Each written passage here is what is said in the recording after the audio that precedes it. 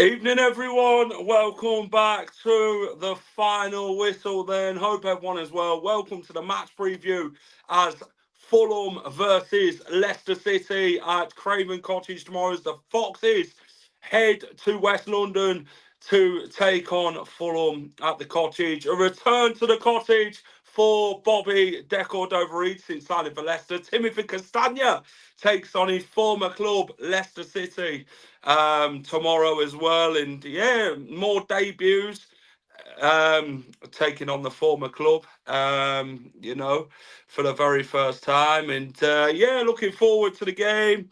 One that the Foxes can really take confidence going into this game, some real positives. And yeah, looking forward to it. I'm going to be joined shortly by Russ from Cottage Talk. He's going to come and chat with me about the opposition. We're going to talk to him about Bobby De Cordova-Reid, Timothy Castagna, and all that. We're going to talk about last time the Foxes visited Craven Cottage, and yeah, it's one that I'd really want to forget, to be honest, but we're going to have to chat with it anyway with Russ. So we'll get his score prediction, team selection, and all that. And yeah, we'll get your guys' scores and that as well. Leicester City have also announced the signing of striker Jordan Ayew from Crystal Palace tonight. That has just come up on my phone as we speak. So, yeah, let's get into it. Terry, how are you, mate? Ash, hello, Callum, how are you? Yes, I am. Hello, Kyle. Hello, Joey. How are you? Jordan Ayew is at Leicester. Just seen it on Instagram. He is. Hey, Jack. How are you? Just announced Ayew. Yes, we have. Ayew becomes the 7th signing for the Foxes. And could Bilal El Carnous become Leicester City's 8th signing of the summer? Obviously, Leicester are due to make a bid for the Genk attacking midfielder. So, yeah, the personal terms have been agreed on that, according to Mr. Shearer. And let's go. Yes, Jackie boy, what we're saying. Leicester has just announced Ayew. Yes, we have. Ayew's just been announced. Ayew is a Fox. Yeah, missed 2 penalties last time at Fulham. Yeah, 5-3. I believe it was. Jack looking for a point away tomorrow, but hoping for 3. Yes. Leicester want more forwards. Bilal from Genk is where he's from. But yeah, we're gonna do a Leicester City news on a different timing, very late on this evening. We're going to be doing this about 9, so yeah, be sure to join us for that. And let's get my guest in for the match preview then. Russ from Cottage Talk. Russ, how are you, mate? I'm great. Thanks for having me on, Jack. I look forward to talking to you about this match. Very good. Russ, plug your podcast, mate. Let everybody know where they can find you, pal. Sure. So if you want to listen to Cottage Talk, you can actually get it on Apple Podcasts. You can please do subscribe on our YouTube channel. It's just Cottage Talk. Please do that as well. And if you want to follow me on X, it's Russ_Goldman. It's also at the X account for Cottage Talk, which is simply Cottage Talk. So please do follow me. Please do listen. I would highly love that. So thank you very much for anyone that decides to subscribe to any of my channels. I really appreciate that. Fantastic. Ross, how good is it then to have Leicester City back in the Premier League? I know we spoke the season Leicester City got relegated. Talk to me about your thoughts on Leicester this season and how good it is to have the Foxes back in the Premier League. Well, it's great to have you back in the Premier League, and I really hope that you can stay in the Premier League. I know that there's this cloud over you with a potential points deduction, but I did a prediction for the bottom 3 and I didn't have Leicester City in it. So fantastic. We'll see what happens, because I actually I can tell you my bottom 3. I had Southampton. I Yeah. had Brentford. I threw Mhm. Brentford in there. That's more personal. And then I had Ipswich Town. Those are my bottom three. I did not have Leicester City in my bottom three. And part of that has to do with the manager. Part of it has to do with that I feel that you're a well-run club, and I want to see Leicester City succeed. And I truly do. I've said that on other podcasts as well. I have a soft spot for Leicester City. It goes back to winning the title, and I want to see clubs like Leicester City thrive and survive. So that's where I'm going on that. And I think you have a good chance. I think you got yourself a good manager. And that manager who left, shame on him going to that other club in Fulham, and he's going to be probably sacked within 6 months. So he'll find out that he made a mistake. But we'll see what happens. Yep. Has Leicester signed Ayew yet? They have. It has just been announced this evening. Jordan Ayew to Leicester.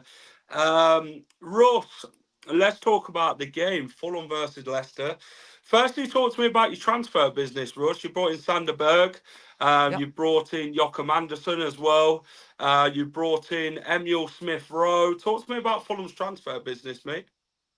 Well, it started off not well because they sold their best player, Zhao Punya. So I have to start Hmm. there. That hurt. Okay. That really hurt. And then it became, what are they going to do to replace Paulinha? And they pretty much have spent a lot of money since then. And I'm actually really happy with what they have done. But I also want to talk about, because I know we'll talk about the loss of Bobby Decadovere, which is a Yeah. loss. I'm going to say this right now. Hmm. And the full manager just talked about him at his presser. He called him a true professional. He had nothing but praise for Bobby Decadova-Reid. And you're not going to get a bad word out of me about Bobby Decadova-Reid. Bobby Decadova-Reid, the best way to describe him is that he's a jack of all trades and a master of none, meaning that he doesn't really have a position and he can play plenty. So he's not going to be someone that you're going to say is a striker, someone that's a winger, someone that is a fullback. He's someone that you can plug and play in many positions. And I think he is an extremely valuable player. He can tease you a little bit because I don't think he's the best finisher in the world. But you know Hmm. what? He's going to give you 100% every time he goes out there. And for Marco Silva to give him the praise that he did just speaks volumes to me. And I can't say enough good things about him. I wish him well. I do think it was time for him to move on and the club to move on. Okay. So I Mm. think him leaving was a good thing for Bobby and a good thing for Fulham because I think they needed to go their separate ways. And it just saw its course because Fulham have to go in another direction. So did he. So I think it's actually, if you want to call it an amicable divorce, it is. And I wish him nothing but the best. And I hope he does well for you. Yeah, very shrewd business by Leicester, bringing in Bobby Decord over Reed on a free. You know, it come out of a real surprise to Leicester fans with Bobby Decord over Reed signing. It really come out of the blue. A guy who offers Premier League experience, you know, who knows the league quite well, who will also know the opposition well tomorrow when Leicester Yep. go to the cottage. Um, what more can you tell us about Decord over Reed? I mean, how good is he with the attack in front and stuff like that, Russ? Well, what's interesting about him is that I've watched him on the wings. I've even watched him at striker. And I had another Hmm. podcast suggest, could he play up front? And I said, Yeah, he can play up front. I said, he absolutely can. The issue with him will be consistency if you play him too much as a starter. I think you have to mix and match when you start Bobby Decker over Reed. I don't think that's just my opinion. I think if Steve Cooper plans on playing him all 36 matches, I think 38 matches, excuse me, I think you will get diminishing returns at some point yeah, because I think, I think in spurts Bobby can start and can start well. I think if you're continuing going to start Bobby, I think that's where you might get yourself into a little bit of trouble. So because I see him, if I'm being honest with you, just someone that can start but is also more of a squad player. That's the way I've always looked at him. And maybe this is his chance to become a top flight starter in the Premier League. And I hope he runs with it. I do. But I would say his strength is his work rate He's good on the ball, and I would say he's just not consistent enough with his finishing. But when he does finish, it's Mm. dynamic. It's done. It's just not consistent enough. Yeah, I've seen quite a bit of Decord Overeem since he's been at Leicester. He seems like he wants to give 100% for the club. Obviously, we played Tottenham last on Monday. Um, didn't really start off well into the game, Bobby Decord Overeem, but I think second half he really started to get more into the game and more confidence flew out of him. That real link-up play with Jamie Vardy, Buonanotte, and players like that. He really started to get into his own. He's a guy who he likes to put the opponents under threat, doesn't he? The defence and that. And I think he'll offer quite a bit for Leicester for me. Bobby Decord over Eden, for on a free, it could be a real bargain in the end of it. But talk to me, Russ, about last time Leicester visited the cottage then. Not great sort of talk when it comes from Leicester fans about last time we visited the cottage. A 5-3 defeat, an absolute hammering by the cottagers last time we visited Craven Cottage. Willian was superb and Yeah. really took that Leicester by storm. James Maddison and Harvey Barnes in with the goals against Fulham, but all round for Leicester, a very poor performance. And let's just say we didn't turn up. Yeah, it was again. If I remember correctly, it was just a very good match for Fulham, and Mm, like you said, to win like that is impressive. And it's funny because under Marco Silva, we've seen these type of score lines. We've seen them score 5 goals. It's I wouldn't say it's common, but it does happen. Like last season, we beat West Ham and we beat Nottingham Forest 5-0 back to back. I've never seen that in my life. So they have it in them. So it's not just a Leicester City issue. It's that Fulham, even in the championship when they scored a ton of goals, the way that Silva plays can lend itself for them to potentially score a lot of goals in a match. So they have it in them. So I would put that match more down to Fulham than how bad Leicester City were. yeah, to be honest, we were poor that season, to be honest. And let's just say that, I think they also got chanted, "You're not fit to wear the shirt" when they went over to the tunnel at full time, and that Leicester fans Yeah. wasn't happy. And to get dismantled in the way we did that day, and to Yeah. you travel down there to watch us put in a real effort and team performance, and we got none of that from the Foxes. Sure. But to be fair, credit to Fulham, they deserved the win. They got it. They was better than us on the day. We obviously ended up getting relegated. You ended up pushing on in the league. But talk to me about foot in both camps. I mean, I've got two players. We've spoke about Bobby Decord Overeed. Another ex-Fox will be taking on Leicester tomorrow at Craven Cottage. Timothy Castagna. How is Timothy settled in at Fulham, and how have you kind of been pleased with him? I've been very pleased with him. In fact, I want Timothy Castagna to be the starting right back. Mm, It's all about timing. Last season, he really took over that mantle from Kenny Tete. But because Timothy Castagna went to the Euros, I hate to say it, he kind of lost his place. And now Kenny Tete has that position, that right back position. And I expect he's going to have it until he has a bad match because Marco Silva usually goes with a hot hand. And we have two quality right backs. But if you're asking me, and we talk about it all the time on Cottage Talk, I think by far the better right back is Timothy Castagna. But the problem is, you got someone that played very well against Manchester United, and he played well in the preseason, and he hasn't given up his spot. So I think eventually Castagna will get his chance again because I think for me, he should be Fulham's starting right back. He's that good.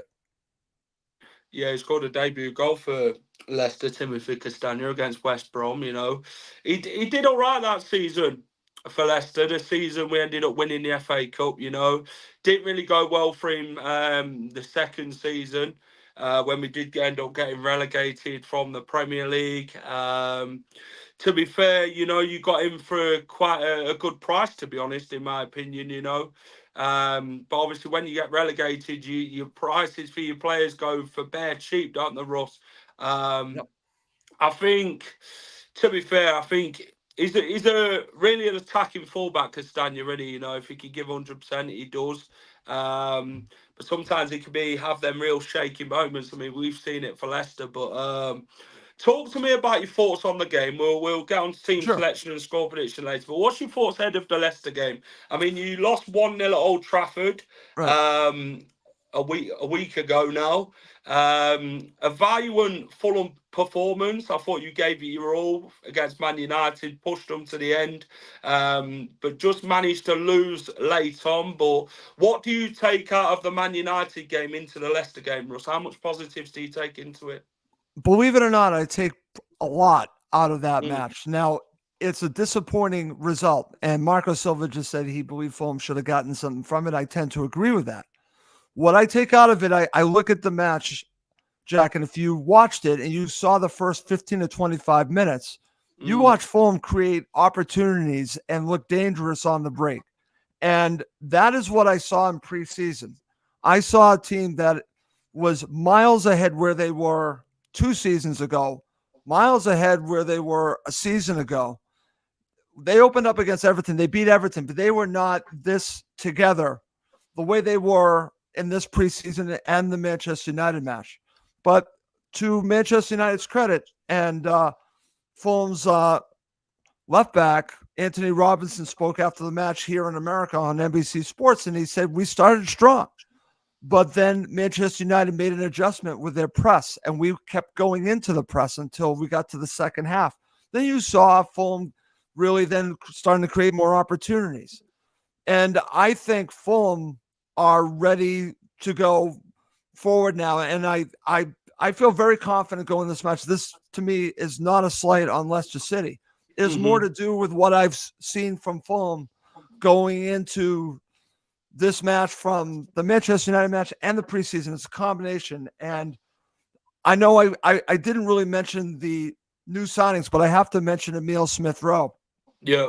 He is going to change Fulham hopefully for years to come. And I think with him in there, with playing the number 10 role with Andres Pereira, then you have two dynamic wingers right now, because I believe that the starting 11 will include Iwobi on the left and then Adama Traore on the right. You got that with Muniz up front and Smith Rowe playing the number 10 role. I've Mm-hmm. already seen how dynamic that can be.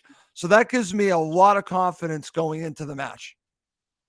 Yeah, Leicester, I think, to be fair, it's a tough game, and it going to Craven Cottage. I mean, in the last three games we've gone there, we've drew one, won one, lost one. So, I think tomorrow is about picking up the points for Leicester.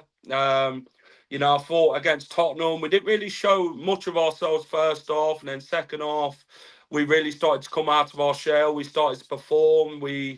I think against Fulham, it's about winning them duels and winning them battles, really getting stuck in, really turning up and proving a point to the league, to be fair, with Leicester after everyone's wrote us off.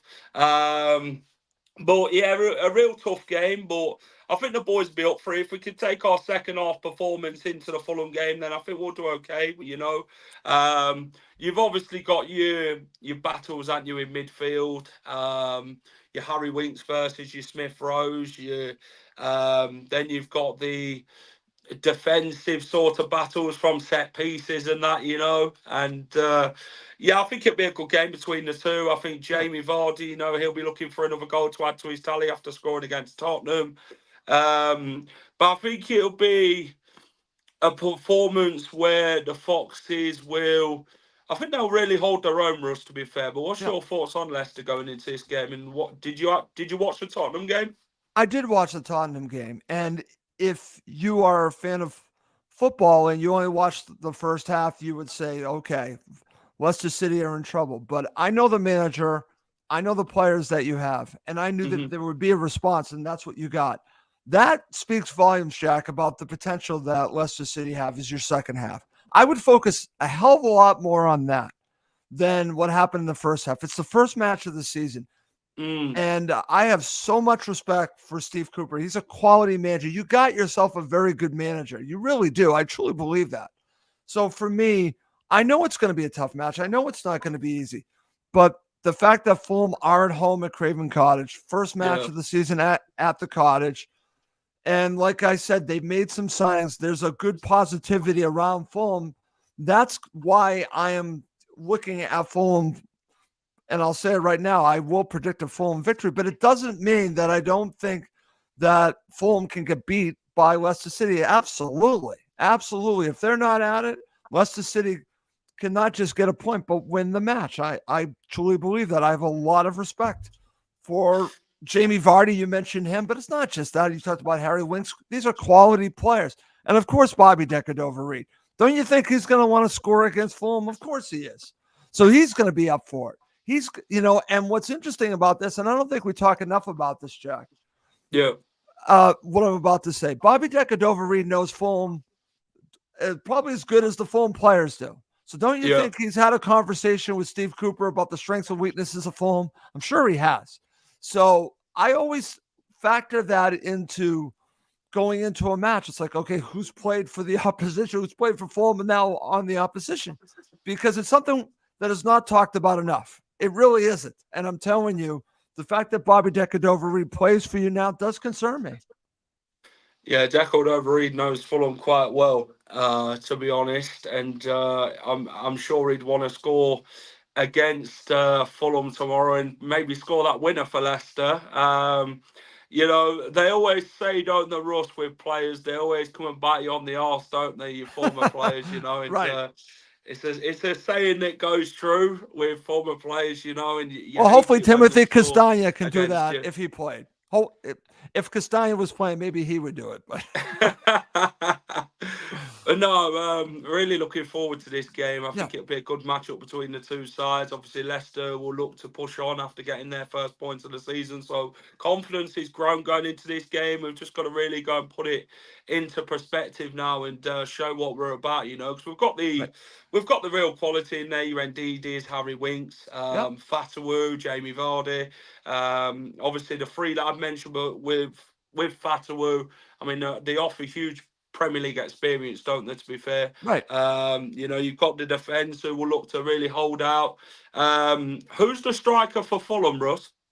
So I expect it to be Rodrigo Muniz in Okay. this match. But what's interesting about him, and we've been talking a lot about him, and even Marco Silva mentioned that Fulham are bringing in a forward in the end of the transfer window. Now, he says forward, but it could also be a winger that also plays forward. So I'm not sure if he's going to be bringing a pure striker. I think Fulham need a striker, but Rodrigo Muniz is a player that gives you 100%, like a Bobby Decordova-Reid. And when he had his, I want to say, fairly long purple patch last season, he was fantastic. And I expect him to be up for this match. When he's on, he can do some special things, but I don't know what to expect from Rodrigo Muniz this season. I expect him to score goals. Do I expect him to be as good as he was with his purple patch last season? I'm not 100% sure, but we'll see. But I have confidence with him starting at striker for Fulham. I do. Fair enough. Russ, I'm going to ask you a question. Team selection. I mean, how do Fulham line up with formation and that? And what's your 11 do you think he'll put out for the Leicester game? Any changes do you think he'll make? It's interesting. I don't think he's going to make any changes. I could be wrong about this. Okay. I think he's going to go with the starting 11 that played against Manchester United. I'll go through it with you. Leno, I think he'll go with Kenny Tete as your right back. Mm-hmm. Your left back will be Anthony Robinson. Your center backs, I believe, will be Diop and then Calvin Bassey. Now, what's interesting about this is that Joachim Anderson just signed. I don't know. And again, as we record this, if he's available for selection. I know that the reports were they wanted to make him available to play against Leicester City. I don't know if they Mm. got it done on time. So I'm going to go with the idea that he's still going to go with Diop regardless. So those are going to be my I will, center I back will pairing. point one thing out for you though, Russ. Calvin Yep. Bassey used to play I, for I, Leicester City. I He was a know. 23s. I'm aware of this. I'm aware of this. And by the way, he's been phenomenal. He He has. did not play his greatest against Manchester United. People pointed that out. But Yeah, his it about time with cost you a Fulham, goal, didn't he, in defence? uh, I don't want to go back there. I don't want to go back there. Can we move on from that because I'm a big Go fan on. of I'm a big fan of Calvin Bassey's big fan. So Yeah. now let's talk about the midfield. This is where it gets interesting. Even though I think he's going to go with what he went with against Manchester United, I expect it to be Lukic in the 6, Pereira as your 8, and then Emil Smith Rowe as your number 10. On the left, I expect it to be Alex Iwobi. On your right, Adama Traore, and up front, Rodrigo Muniz. I expected the exact same starting 11. Love the shirt, Jack. I got the same one today. Fantastic. Leicester, do I think he'll make changes for the Fulham game? No, I think he'll go with Hermanson in goal, Vestergaard, Fass is the two centre halves, Justin and Christensen to meet the back four, Winks and Didi, Facundo Buonanotte. I'm going to go with Abdul Fatawu, Bobby Decordova Reed.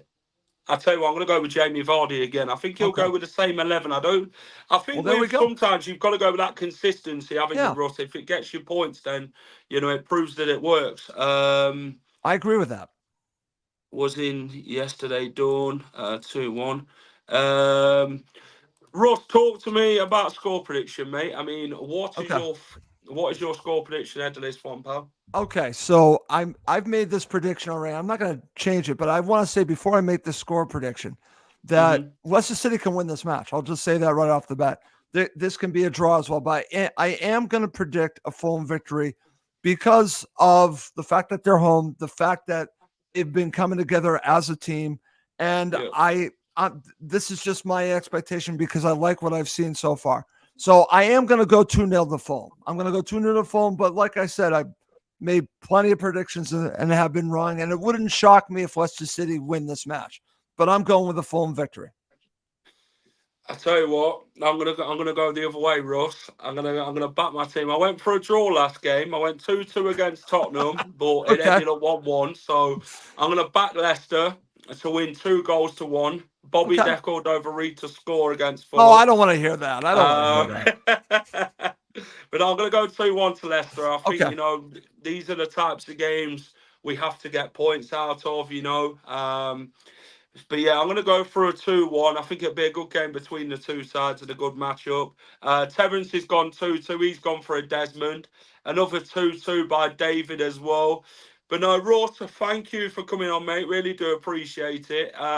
Let everybody know where they can find you, mate, and what you do at Cottage Talk.